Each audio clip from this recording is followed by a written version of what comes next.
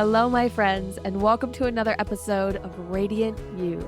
Today, we're going to start with a little twist by asking and pondering some questions.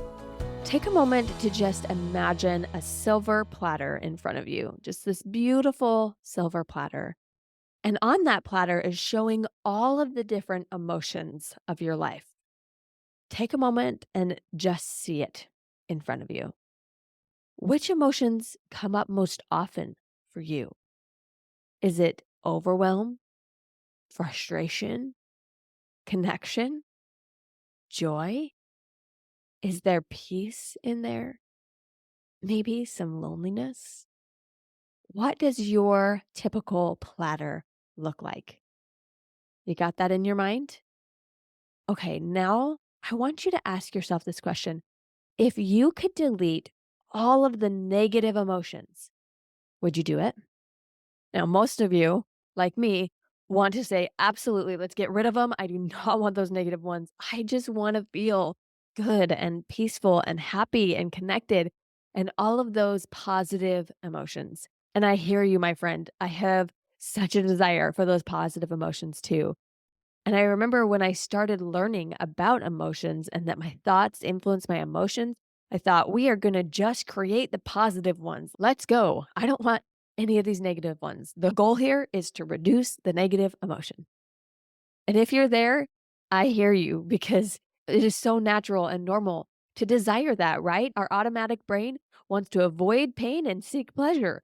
This is the goal that we're constantly searching for.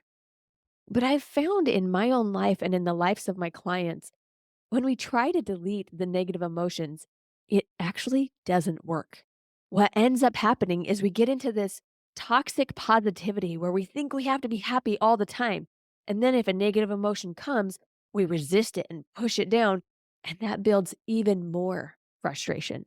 I remember this moment where I realized I was having negative emotion about my negative emotions. And that was making me have more negative emotions. I just felt it become overwhelming in my life. And it wasn't until I went through coach training for myself where I started recognizing the patterns of normal responses to negative emotion that keep us stuck. The most common response to negative emotion are these three reactions.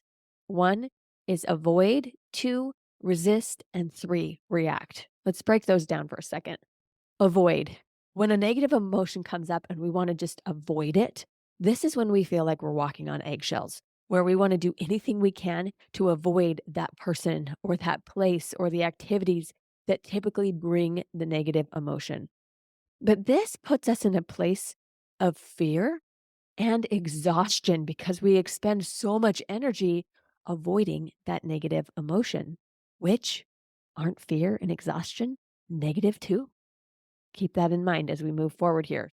The second natural response is to resist those emotions.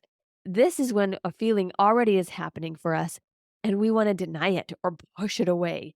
There is no relief there because on the end of pushing it away, that emotion is still there. It just comes back. It's like that beach ball that you're pushing down, pushing, and then the pressure builds so much that it hits you in the face and things explode. The feeling stays longer and it ends up being bigger, and it's not helpful in the end when we resist those emotions. When we do that, that's what brings us to the third response to negative emotions. We react.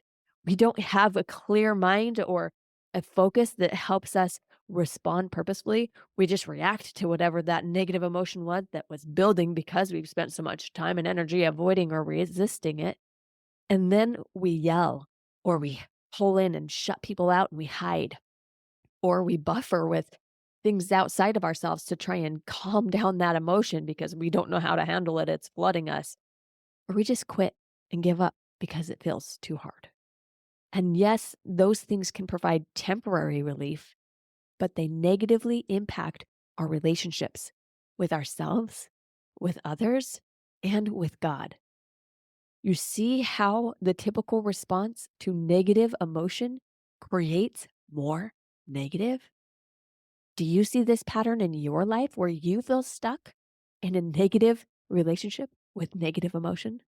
Are you avoiding it at all costs, walking on eggshells, trying to get around it? Are you resisting it when it comes up, pushing it away? I'm not feeling that. Or are you reacting to it and then feeling bad afterwards? Because that's not how you want to show up. My friend, there is a better way.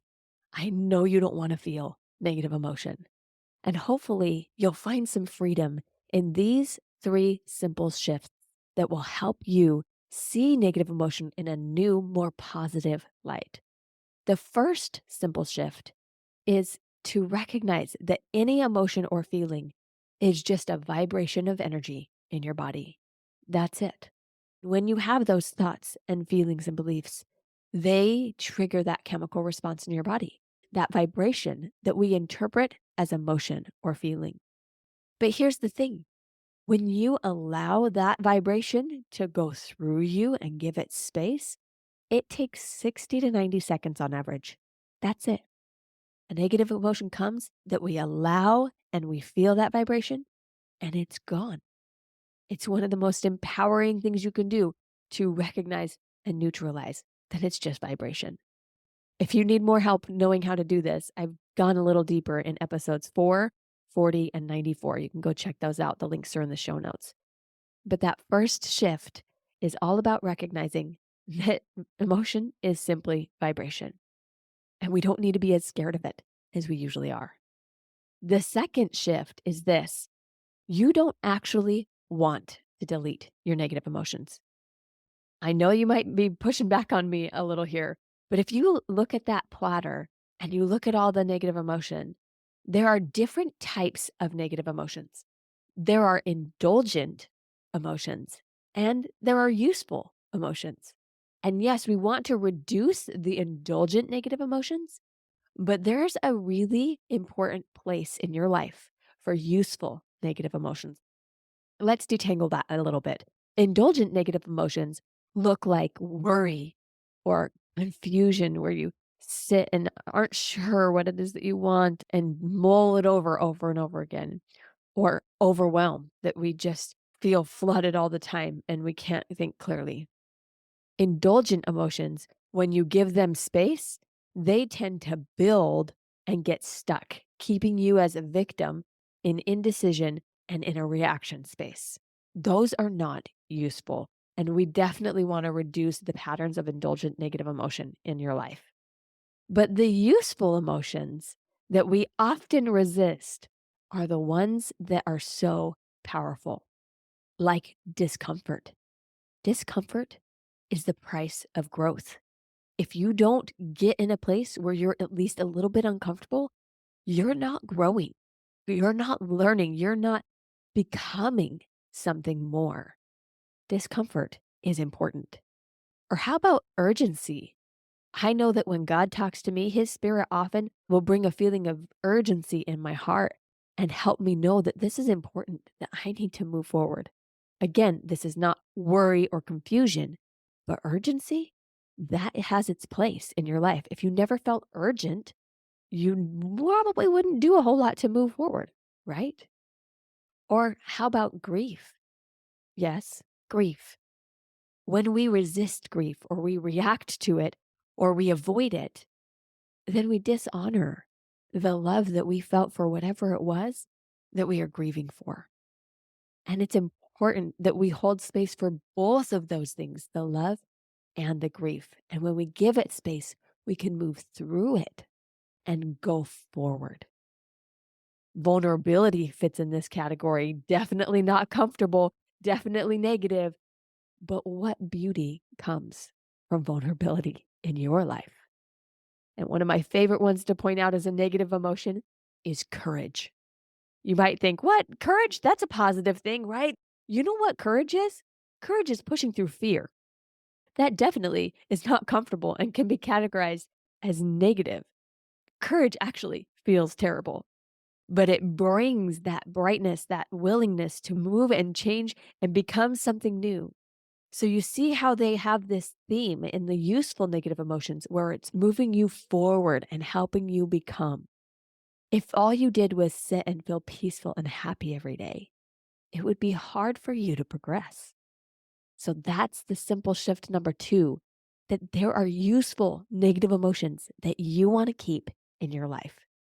And you might be thinking to yourself right now, okay, so then how much of my life should be full of negative versus positive emotion? Like 80-20, 70-30. Where is it that we should feel the positive versus the negative? Well, this brings me to the third and possibly most powerful shift, that life is actually meant to be 50% negative and 50% positive. Just digest that for a moment. That it is normal, natural, even healthy to have a balance of negative and positive. Opposition in all things is a trend in God's creations, including in you. And it's okay that we have hard days. If we think that life is supposed to be full of all of this goodness and these positive emotions, then we get robbed of recognizing the beauty and the growth of the negative. And we end up, like I said before, having negative about our negative. We think something has gone wrong because we have so much negative. But believing that life is really actually 50-50 gives you the freedom to recognize nothing has gone wrong here. You wake up, you don't feel like facing your day, and you just think to yourself, well, this isn't great, but it's just part of the 50-50.